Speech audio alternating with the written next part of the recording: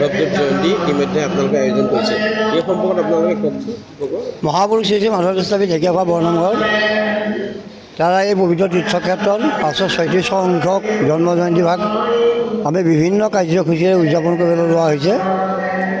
আমাৰ গুৰুজনৰ যি কলা কৃষ্টি সংস্কৃতি আমি এইখিনি বৰ্তাই ৰাখিবৰ কাৰণে আমি উৎসৱভাগী আয়োজন কৰিছোঁ। ই জাতি ধৰ্ম বৰ্ণ ভাষা নিৰ্বিশেষে এই অনুষ্ঠান আমি 3 দিনীয়া কাৰ্যসূচীৰে আমি পাতিবলৈ লোৱা হৈছে।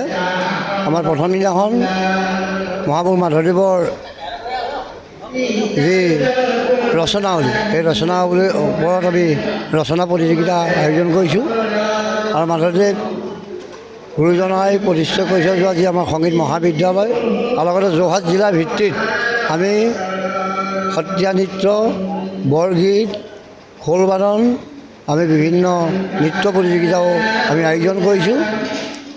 আইসকলৰ লগত আমি সংগতি ৰাখি দিহানাম প্ৰতিযোগিতাও আমি আয়োজন কৰিছোঁ।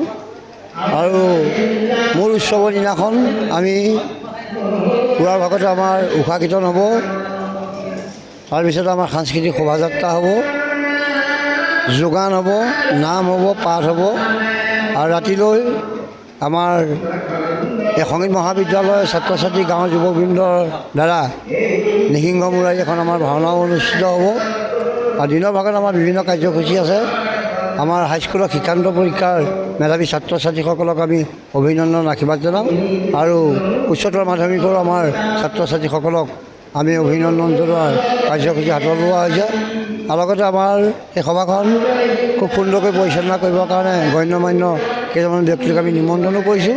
এনেধৰণে আমি সকলোৱে ৰাইজৰ সহায় সহযোগত আমি এই উৎসৱভাগী উদযাপন কৰিব লোৱা হৈছে। এইখিনি সংবাদ মাধ্যম, পুলিচ প্ৰশাসন, জিলা প্ৰশাসন, আমাৰ স্বাস্থ্য বিভাগ, অসমৰ মাননীয় মুখ্যমন্ত্ৰীকে প্ৰমুখ কৰি বিভিন্ন বিধায়ক, সাংসদ সকলোজনকে আমি এই উৎসৱভাগীলৈ সাদৰে নিমন্ত্ৰণ কৰিছোঁ। সকলো আহক, আমি সকলো একেলগতে থাকি আমাৰ দুজনা গুৰু যি কলা কৃষ্টি আমাক দি থৈ যোৱা যি সম্পদ, সেইখিনি আমি বৰ্তাই ৰাখি উঠি অহা প্ৰজন্মক আধ্যাত্মিক দিশে ৰক্ষা কৰি আমাৰ এই নামঘৰৰ ভেটি আমি মজবুত কৰি ৰাখিবলৈ সকলোকে আহ্বান জনাওঁ। ধন্যবাদ। মাধৱদেৱ জয়ন্তী ইতিমধ্যে আপোনালোকে আয়োজন কৰিছে। এই সম্পৰ্কত আপোনালোকে কওকচোন।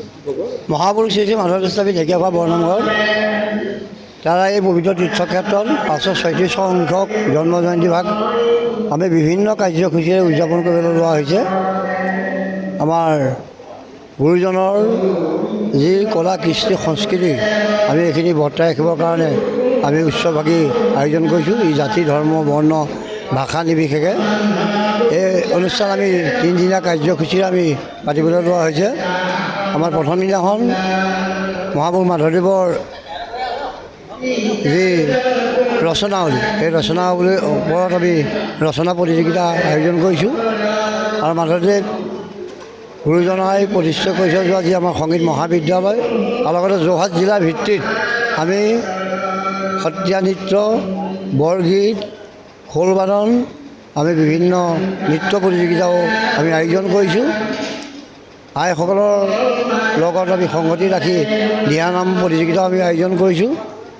আৰু মূল উৎসৱৰ দিনাখন আমি পুৱাৰ ভাগতে আমাৰ উষা কীৰ্তন হ'ব, তাৰপিছত আমাৰ সাংস্কৃতিক শোভাযাত্ৰা হ'ব, যোগান হ'ব, নাম হ'ব, পাঠ হ'ব।